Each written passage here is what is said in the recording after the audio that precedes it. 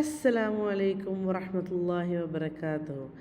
അപ്പോൾ നമ്മൾ religious background of അറേബ്യനെ കുറിച്ച് സംസാരിച്ച് മൂന്നാമത്തെ പാർട്ടിലേക്ക് എത്തി അല്ലേ. നമ്മൾ മൂന്ന് മതങ്ങളും അറേബ്യയിൽ എങ്ങനെ വന്നതിനെക്കുറിച്ച് പറഞ്ഞു, വിഗ്രഹാരാധനയെക്കുറിച്ച് പറഞ്ഞു, ജൂതായുസത്തെക്കുറിച്ച് പറഞ്ഞു, ക്രിസ്ത്യാനിറ്റി എങ്ങനെ വന്നതെന്ന് പറഞ്ഞു. ലാസ്റ്റ് നമ്മൾ ആ രാജാവിൻ്റെയും ആ ഒരു ചെറുപ്പക്കാരൻ്റെ അല്ലെങ്കിൽ ആ ഒരു കുട്ടിയുടെ കഥ പറഞ്ഞു. അതോടെ അവിടെ ഉണ്ടായിരുന്ന എല്ലാ എന്താ പറയുക ദൈവവിശ്വാസികളെയും ഒരു കുഴി, വലിയൊരു കുഴി കുഴിച്ച് അതിലിട്ട് കത്തിച്ച് ചാമ്പലാക്കി എന്ന് കൂടി നമ്മൾ പറഞ്ഞു അല്ലേ. പക്ഷേ ഇതിൽ ഒരാൾ സർവൈവ് ചെയ്തു. എന്നിട്ട് അയാൾ വേഗം അവിടെ നാട് വിട്ട് ട്രാവൽ ചെയ്തു നേരെ റോമൻ എംപററിനെ കാണാനാണ് പോണത്, റോമൻ ചക്രവർത്തിനെ. കാരണം റോമൻ ചക്രവർത്തി ഒരു ക്രിസ്ത്യനാണ്. അന്ന് വേറെ വേറെ ക്രിസ്ത്യൻ കാസ്റ്റുകൾ ഉണ്ടെങ്കിൽ കൂടിയും അപ്പത്തിനും റോമക്കാരൊക്കെ ഈ ട്രിനിറ്റി, ഈസാ നബി ദൈവം എന്നുള്ള ദൈവത്തിൻ്റെ മകൻ ആ ഒരു രീതിയിലേക്കൊക്കെ എത്തിയായിരുന്നു. എങ്കിൽ കൂടി ഈസാ നബിയുടെ ഫോളോവേഴ്സായിട്ടാണല്ലോ ഇവർ കാണുന്നത്. അപ്പോൾ അദ്ദേഹം അവിടെ പോയി സഹായം തേടാനായിട്ട്. അദ്ദേഹം പോയിട്ട് സംഭവിച്ച കഥകൾ പറഞ്ഞു. അതായത് ഞങ്ങൾ ക്രിസ്ത്യൻ മതം സ്വീകരിച്ചപ്പോൾ ഞങ്ങളെല്ലാവരെയും കൊല ചെയ്യപ്പെട്ടു, നിൻ്റെ സഹായം വേണമെന്നുള്ള രീതിയിൽ. അപ്പോൾ റോമൻ ചക്രവർത്തി പറഞ്ഞു, യമൻ ഞങ്ങൾക്ക് ഭയങ്കര ദൂരെയാണ്, ഞാൻ ഒരു കാര്യം ചെയ്യാൻ എന്നിട്ടൊരു മെസ്സേജ് നജ്ജാഷി, അബസീനിയയിലത്തെ രാജാവ് നജ്ജാഷി, അദ്ദേഹം ക്രിസ്ത്യനാണല്ലോ, അദ്ദേഹം ഹെൽപ്പ് ചെയ്യുന്നു പറഞ്ഞിട്ട് അങ്ങോട്ട് എഴുതി ഒരു കുറിപ്പ് കൊടുത്തയച്ചു. അങ്ങനെ ആ മെസ്സേജ് നജ്ജാഷി രാജാവിൻ്റെ അടുത്ത് എത്തി. അപ്പോൾ അദ്ദേഹം ഒരു ആർമി, ഒരു അറിയാത്ത എന്ന് പറഞ്ഞ ഒരാളുടെ കീഴിലൊരു ആർമീനെ അങ്ങോട്ട് അയച്ചു. അവർ പോയി യമനെ അറ്റാക്ക് ചെയ്തു, ദൂനവാസിനെ ആയിട്ട് ഫൈറ്റ് ചെയ്തു. അവസാനം ദൂനവാസ് തോറ്റപ്പോൾ അദ്ദേഹം സൂയിസൈഡ് ചെയ്തു എന്നാണ് പറയണത്. അതായത് കുതിരപ്പുറത്ത് പോയിട്ട് നേരെ റെഡ് സീയിലേക്ക് ചാടി എന്നാണ് പറയണത്. ചാടി സ്വയം ആത്മഹത്യ ചെയ്തു, കാരണം തോറ്റപ്പോഴും. അങ്ങനെ ഇപ്പോൾ യമൻ്റെ ഈ ഭാഗത്തെ റൂള് അബസീനിയക്കാരുടെ കീഴിലായിരുന്നു. എന്നിട്ട് ഈ മറ്റേ അവിടുത്തെ ജൂതന്മാർ ക്രിസ്ത്യാനികളെ കൊന്നല്ലോ, അപ്പോൾ അതിന് റിവഞ്ച് പോലെ അവർ അവിടെ കീഴടക്കി ഭരിക്കാൻ തുടങ്ങി. അങ്ങനെ കുറച്ച് നാൾ ഈ ആർമി ജനറൽ അറിയാത്ത യമൻ ഭരിച്ചു. ഭയങ്കര സ്ട്രിക്റ്റ് ആയിരുന്നു അയാൾ. അപ്പോൾ അറിയാലോ, കുറച്ച് കഴിയുമ്പോൾ അവിടെ ഒരു ഭയങ്കര സ്ട്രിക്റ്റ് ആകുമ്പോൾ എന്തെങ്കിലും എതിരഭിപ്രായങ്ങളൊക്കെ ഉണ്ട്. അപ്പോൾ അദ്ദേഹത്തിൻ്റെ ഒരു ആർമി ജനറൽ ഉണ്ടായിരുന്നു. അദ്ദേഹത്തിൻ്റെ അതിനൊരു റിവോൾട്ട് സ്റ്റേജ് ചെയ്തു. അപ്പോൾ ഇതിന് അബിസീനിയൻസ് ഡിവൈഡായി. ഒരു ഗ്രൂപ്പ് ഓഫ് ആൾക്കാർ അറിയാത്തിൻ്റെ കൂടെ, ഒരു ഗ്രൂപ്പ് ഓഫ് ആൾക്കാർ ഈ പുതിയ ലീഡർ, അദ്ദേഹത്തിൻ്റെ പേര് അബ്രഹാം എന്നാണ്, അദ്ദേഹത്തിൻ്റെ കൂടെ. അങ്ങനെ അവർ ഫൈറ്റായി. അപ്പോൾ ലാസ്റ്റ് അറിയാത്ത അബ്രഹത്തിനോട് പറഞ്ഞു, നമ്മളിങ്ങനെ പരസ്പരം തല്ലുകൂടി കഴിഞ്ഞ് നമ്മൾ രണ്ടുപേരും മരിച്ചു പോയി കഴിഞ്ഞാൽ തിരിച്ച് യമനികൾ തിരിച്ച് ആ നാട് ഏറ്റെടുക്കുമല്ലോ, അവിടുത്തെ ജൂതന്മാരനെ തിരിച്ച് വരും എന്നുള്ള രീതിയിൽ. അപ്പം നമുക്കൊരു കാര്യം ചെയ്യാം, 1-on-1, മാൻ ടു മാൻ, ഞാനും നീയും നമുക്ക് നേരിട്ടിട്ട് ഫൈറ്റ് ചെയ്യാമെന്നാണ്. അപ്പോൾ സമ്മതിച്ചു. പക്ഷേ അബ്രഹത്ത് എന്താ ചെയ്തതെന്ന് വെച്ചാൽ അദ്ദേഹത്തിൻ്റെ സെക്യൂരിറ്റി ഗാർഡായിട്ടൊരു സീക്രട്ട് എഗ്രിമെൻറ്റ് ചെയ്തിട്ടുണ്ടായിരുന്നു. ഞാൻ തോൽക്കുന്നതായിട്ട് നിങ്ങൾ കണ്ടാൽ നിങ്ങൾ കയറി എന്നെ സഹായിക്കണമെന്ന്. പക്ഷെ ഞാൻ ജയിക്കുന്നതായിട്ട് കണ്ടാൽ എന്നെ വെറുതെ വിട്ടേക്ക്, ഞാൻ ഒറ്റയ്ക്ക് ഇതാക്കിക്കോളാം.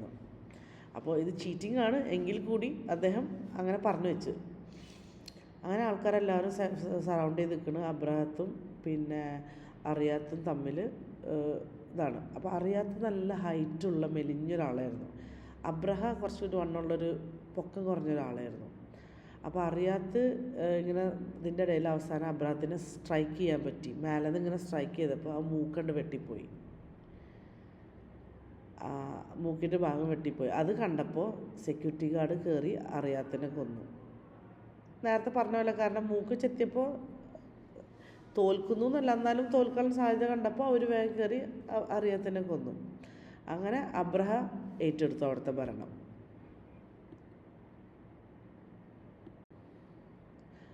അപ്പോൾ അബ്രഹ ഏറ്റെടുത്ത് കഴിഞ്ഞപ്പോൾ അബ്രഹത്തിന് അവിടത്തുള്ള റിലീജിയൻ മുഴുവൻ മാറ്റിയിട്ട് എല്ലാവരെയും ക്രിസ്ത്യൻസ് ആക്കണം. ആ സമയത്താണ് ഈ അറബ്സ്, അവിടെ ഉണ്ടായിരുന്ന ആൾക്കാർ മുഴുവൻ ഈ കഅബയോട് ഭയങ്കര അറ്റാച്ച്ഡാണ്, അവിടെ പോകുന്നു ആളുകൾ എന്നിങ്ങനെ കാണുന്നത്. അപ്പോൾ അദ്ദേഹം എന്ത് ചെയ്ത്, അതുപോലെ വലിയൊരു ഇത് ഇവിടെ യമനിൽ സനആൽ വലിയൊരു കത്തീഡ്രൽ പണിയാൻ തീരുമാനിച്ചു, അൽ ഖുല്ലൈസ് എന്ന് പറഞ്ഞിട്ട്. അപ്പോൾ വലിയൊരു പീസ് ഓഫ് ഭയങ്കര ഭംഗിയുള്ളൊരു ഇതായിട്ടാണ് പറയപ്പെടുന്നത്. കാരണം അബിസീനിയയിലത്തെ സ്വത്തുക്കളൊക്കെ ഇയാൾക്ക് ആക്സസ് ഉണ്ടല്ലോ, അതൊക്കെ കൊടുത്ത് ഇയാൾ വലിയൊരു ഹ്യൂജ് കത്തീഡ്രൽ പണി കഴിപ്പിച്ചു, കഅബായിട്ട് കോമ്പീറ്റ് ചെയ്യാൻ. അപ്പോൾ ആൾക്കാരൊക്കെ ഇനി ഇവിടെ വരും, അവിടെ വരില്ല എന്നുള്ള രീതിയിൽ. പക്ഷേ ഒരാൾക്ക് ഈ ഒരു ഐഡിയ ഇഷ്ടപ്പെട്ടില്ല. അയാൾ ചെയ്ത കുറച്ച് ഇതായിപ്പോയി. അയാൾ എന്താ ചെയ്തതെന്ന് വെച്ചാൽ അൽ കൊല്ലൈസിൽ പോയിട്ട് അവിടെ വിസർജിച്ച്.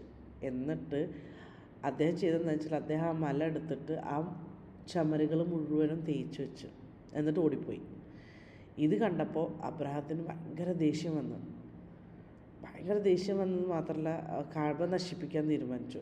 അപ്പം ഇനി ആരും അവിടെ ഇതാക്കില്ലല്ലോ, ഇവിടെ അല്ല ഇനി വരുള്ളൂ എന്നുള്ള രീതിയിൽ അങ്ങനെ വലിയൊരു ആർമി തയ്യാറാക്കി വലിയ ഇതാക്കിയിട്ട് അവർ മക്കത്തേക്ക് യാത്ര തിരിച്ചു. അപ്പോൾ പോണ വഴിയിലൊക്കെ ചിലർ എതിർത്ത്. അങ്ങനെ ഒരു ഗോത്രം ഉണ്ടായിരുന്നു, ആ ഗോത്രത്തിൻ്റെ ചീഫ് നുഫൈൽ എന്ന് പറഞ്ഞിട്ടൊരാൾ കുറച്ച് എതിർത്തു. പക്ഷേ അബ്രഹാം വലിയ പവർഫുൾ ആർമിയാണ്, വലിയ ഒരുപാട് പട്ടാളക്കാരുണ്ട്. അപ്പോൾ അവർ തോൽപ്പിച്ചിട്ട് നുഫൈലിനെ ക്യാപ്ചർ ചെയ്തു. എന്നിട്ട് അദ്ദേഹത്തിനെയും കൂടി പ്രിസണറാക്കിയിട്ട് കൊണ്ടുപോവുകയാണ്. അങ്ങനെ മക്കയുടെ പിന്നെ ചെറിയ ചെറുത്തുനിൽപ്പുകളൊക്കെ ഉണ്ടായിരുന്നു. പക്ഷേ മക്കയുടെ പുറത്തുള്ള ഔട്ട്സ്കേർട്ടിലേക്ക് എത്തി. അവിടെ കുറേ ആട്ടിടയന്മാരും കുറേ ഒട്ടകങ്ങളും ആടുകളൊക്കെ ആയിട്ട് ഇങ്ങനെ ഗ്രേസ് ചെയ്യുന്നുണ്ടായിരുന്നു. അപ്പോൾ ഈ അബ്രഹാം എന്ത് ചെയ്ത് അവരാണ്ട് കയ്യിലേക്ക് എടുത്തു. ഈ എടുത്ത ഗ്രൂപ്പിൽ നിന്ന് 200 ഒട്ടകങ്ങൾ അബ്ദുൽ മുത്തലിബിൻ്റെ ആയിരുന്നു. നമുക്കറിയാലോ നബി സല്ലല്ലാഹു അലൈഹി വസല്ലമിൻ്റെ വല്യപ്പാട. അപ്പോൾ അബ്ദുൽ മുത്തലിബ് എന്ത് ചെയ്തു, മക്കയിൽ നിന്ന് വന്നിട്ട് അബ്രഹാനെ മീറ്റ് ചെയ്യാൻ വേണ്ടിയിട്ട്. അബ്രഹാം ജസ്റ്റ് അങ്ങനെ കയറിപ്പോയി മീറ്റ് ചെയ്യാനൊന്നും പറ്റില്ല, വലിയൊരു ഇമ്പോർട്ടൻറ്റ് ഫിഗറാണ്, വലിയ നേതാവാണ്, വലിയൊരു പട്ടാളമായിട്ടല്ല വന്നേക്കണം. അപ്പോൾ എന്തെങ്കിലും ഒരു കണക്ഷൻ വേണം. അപ്പോൾ അബ്ദുൽ മുത്തലിബ് എന്ത് ചെയ്ത് ഈ പിടിക്കപ്പെട്ട നുഫൈൽ എന്ന് പറഞ്ഞ ആ ഒരു ട്രൈബിൻ്റെ ലീഡറായിട്ട് അബ്ദുൽ മുത്തലിബ് ഫ്രണ്ട്സാണ്. അപ്പോൾ അബ്ദുൽ മുത്തലിബ് എന്ത് ചെയ്ത് നുഫൈലിൻ്റെ അടുത്തേക്ക് പോയി. അപ്പോൾ ഈ നുഫൈൽ കുറേ നാളായി ഈ പട്ടാളത്തിൻ്റെ കൂടെ നിൽക്കുന്നത്.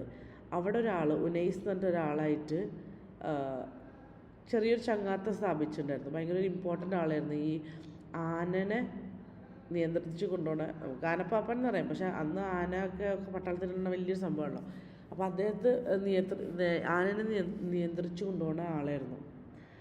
അപ്പോൾ പറഞ്ഞ ഓക്കെ ഞാൻ നോക്കാമെന്നാണ്. അപ്പോൾ ഈ നുഫൈം എന്ത് ചെയ്തു, നുഫൈൽ ഈ ഉനൈസിൻ്റെ അടുത്ത് പറഞ്ഞു അങ്ങനെ അബ്രഹാനെ മീറ്റ് ചെയ്യണമെന്ന്. അപ്പോൾ ഉനൈസ് ആ ഒരു മീറ്റിംഗ് അറേഞ്ച് ചെയ്തു. അങ്ങനെ അബ്ദുൽ മുത്തലിബിനെ വെൽക്കം ചെയ്തു. അബ്ദുൽ മുത്തലിബ് ഇങ്ങനെ നടന്നു വന്നപ്പോൾ അപ്പോൾ ഈ അബ്ദുൽ മുത്തലിബ് എന്ന് പറയുന്ന നബിയുടെ ഇപ്പോൾ ഭയങ്കര ഒരു സ്ട്രോങ് പ്രസൻസ് ഉള്ള ഒരാളായിട്ടാണ് എന്താ പറയുക ഡിസ്ക്രൈബ് ചെയ്യപ്പെടുന്നത്. കാരണം അദ്ദേഹത്തിനെ കാണുന്നവർ ഓട്ടോമാറ്റിക്കലി ഇമ്പ്രസ് ആയി പോകുമെന്നാണ് പറയുന്നത്. അങ്ങനെ അബ്ദുൽ മുത്തലിബ് വന്നപ്പോൾ എന്താ പറയുക സംസാരിച്ചിട്ടില്ലെങ്കിലും അബ്ദുൽ മുത്തലിബ് കണ്ടപ്പോൾ ഓട്ടോമാറ്റിക്കലി ആ ഒരു എസ്റ്റീം ഫീൽ ചെയ്ത്.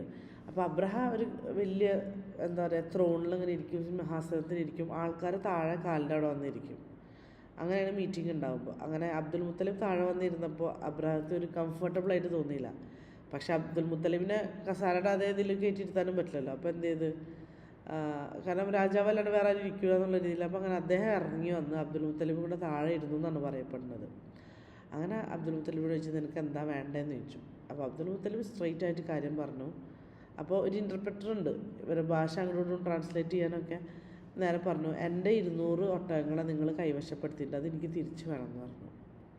അപ്പോൾ അബ്രഹാം പറഞ്ഞു, നിങ്ങളെ കണ്ടപ്പോൾ എനിക്ക് ഭയങ്കര റെസ്പെക്റ്റ് ഒക്കെ തോന്നി, പക്ഷെ ഇപ്പോൾ ഒക്കെ പോയി. ഞാൻ നിങ്ങളുടെ നാട് അല്ലെങ്കിൽ നിങ്ങളുടെ എന്താ പാരമ്പര്യമായിട്ട് അല്ലെങ്കിൽ ഉപ്പുപ്പമാരായിട്ട് കൊണ്ടു നടക്കുന്ന ആ ഒരു കഅബ അല്ലെങ്കിൽ ആ ഓണർ നശിപ്പിക്കാനാണ് ഞാൻ വരുന്നത്. നിങ്ങളുടെ എന്താ പറയുക ജീവിതമാർഗത്തിൻ്റെ സെൻറ്ററാണത് ആ കഅബ നശിപ്പിക്കാൻ ഞാൻ വന്നേക്കുന്നത്. നിങ്ങൾ ഒട്ടകങ്ങളെ കുറിച്ചാണ് ചോദിക്കുന്നതെന്ന് ചോദിച്ചു.